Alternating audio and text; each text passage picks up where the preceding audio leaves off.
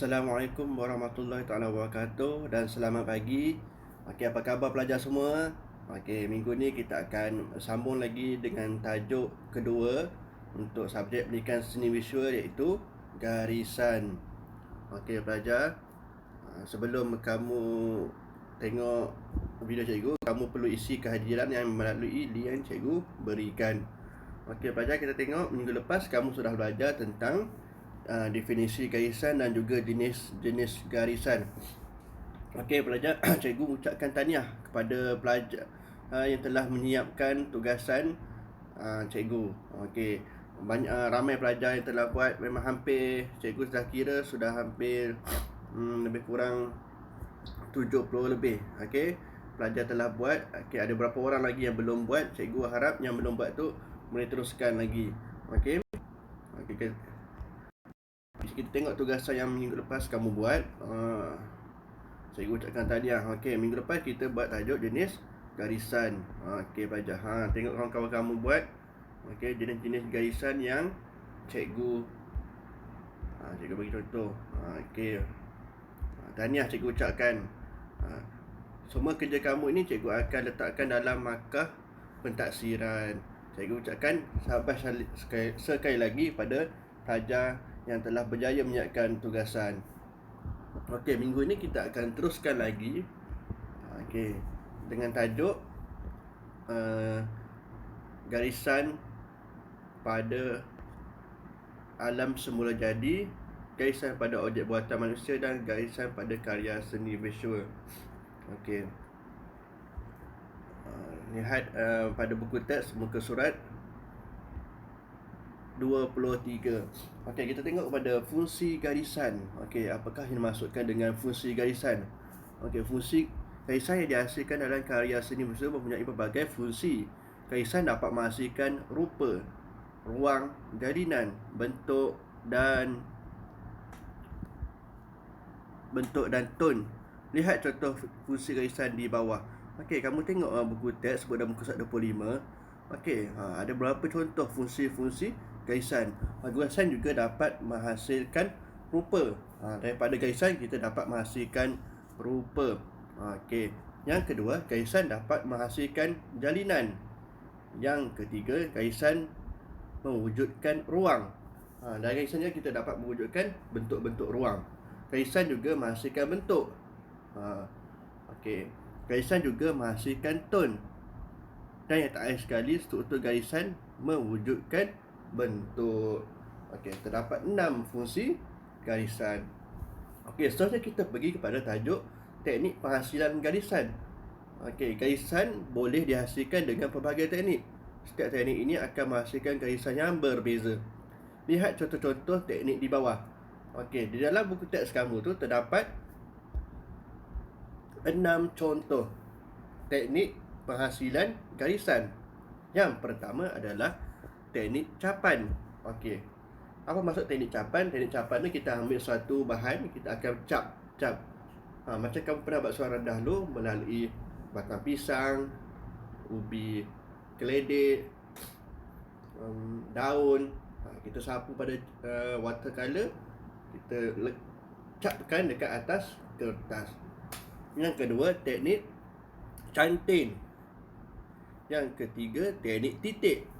Titik ni pointillism. Titik kamu bentuk. Okey. Yang keempat, teknik collage. Collage ni macam kamu pernah buat. Cikgu rasa hampir majoriti pelajar pernah buat. Teknik collage ni kita ambil cubisan kertas, kita ikut lukisan. Contoh tu gambar dia beri, ada gambar rama-rama. Okey, kita buat collage kat atas gambar rama tu. Kita isi dengan pelbagai cepisan kertas warna. Okey, yang keempat, teknik jahitan. Okey, kita gunakan teknik menjahit. Yang terakhir sekali adalah teknik anyaman. Teknik anyaman ni macam kamu buat pakai kertas warna tu. Okey, macam sekolah dah tu kamu dah pernah buat, kita selang-selikan. Itu adalah teknik garisan. Teknik anyaman. Okey, cikgu silap pula. Okey. Okey, tugasan kamu pada minggu ni ialah kita nak pergi tengok muka surat 29. Kita akan buat tajuk ataupun tugasan tentang teknik. Kita akan buat tugasan tentang teknik. Okey, tugasan pada minggu ini kita akan buat teknik doodle art. Apa itu doodle art? Kamu tengok muka surat 29. Kali ini cikgu nak kamu buat imitasi. Okey, imitasi ni ataupun peniruan. Okey, bahasa seni visual imitasi ni adalah maksud peniruan. Okey, kita akan buat karya doodle art. Okey, kamu tengok muka surat 29. Okey, bahan-bahan yang perlukan macam biasa cikgu nak kamu gunakan atas selai kertas ataupun kertas lukisan. Itu doodle art bunga. Okey, sebelum kita pergi dulu, cikgu terangkan apa maksud doodle art. Okey, kita tengok ya. Apakah dimaksudkan dengan doodle art? Okey, doodle art adalah satu lukisan contengan yang dilakukan tanpa sedar. Ia juga boleh ditafsirkan sebagai lakaran coretan yang dilakukan tanpa perlu memikirkan suatu perkara yang berat. Maksudnya lukisan santai, lukisan conten. Okey, doodle art boleh dikategorikan sebagai freehand art. Maksudnya lukisan ringan, lukisan freehand. Lukisan ringan. Doodle art memiliki maksud abstrak tersendiri dengan identiti hasil dari susunan corak yang terlintas difikirkan secara pantas. Lukisan selalunya terdiri daripada landscape, watak komik dan TV, corak geometri dan organik, atau apa sahaja coretan yang cepat dan ringkas. Contoh serta contengan doodle yang boleh dilihat adalah pada buku pelajar yang mengalamun dan kehilangan minat. Okey, maksudnya di sini terbagi kepada 3 jenis doodle art. Unplanned doodle. Maksudnya doodle dilakukan secara spontan tanpa menggunakan teknik sketch terlebih dahulu. Maksudnya contoh-contoh conten itu namanya doodle, unplanned doodle. Doodle secara spontan. Yang kedua adalah semi unplanned doodle. Doodle yang dilakukan dengan teknik sketch terlebih dahulu. Maksudnya dia buat lukisan sketch dulu, lepas tu baru buat doodle. Lepas satu lagi plan doodle. Doodle yang dirancang dengan teliti, termasuklah sketch, konsep lakaran dan segala-galanya. Contoh yang cikgu bagi tulisan kamu ini adalah plan doodle. Kita rancang. Cikgu dah bagi kamu contoh, kamu tiru. Itu namanya plan doodle. Okey, contoh-contoh gambar doodle.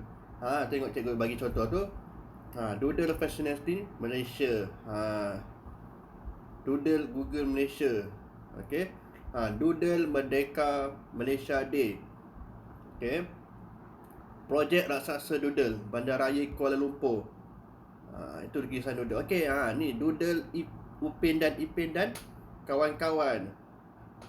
Doodle Ipin dan Ipin ni by Sakura Dash. Boboiboy dan Boboiboy air dan Boboiboy api. Itu doodle Boboiboy. Itu semua lukisan, contoh-contoh jenis lukisan doodle. Okey, pada minggu ni tugasan kamu ialah pada buku teks muka surat 29. Cikgu nak kamu hasilkan lukisan doodle. Okey, kita buat yang simple-simple saja. Okey, cikgu nak kamu buat karya peniruan melalui muka surat 29. Itu saja tugasan kamu pada minggu ini. Cikgu nak tugasan ni cikgu bagi selama tempoh 1 minggu. Seperti biasa, 1 minggu ni kamu boleh buat. Lepas tu submit dalam kumpulan WhatsApp. Okey, sekian sahaja pembelajaran pada kita pada minggu ini. Apa-apa soalan kamu boleh tanya dalam grup WhatsApp PSB kita. Okey, sekian sahaja pelajar. Selamat pagi. Assalamualaikum warahmatullahi wabarakatuh.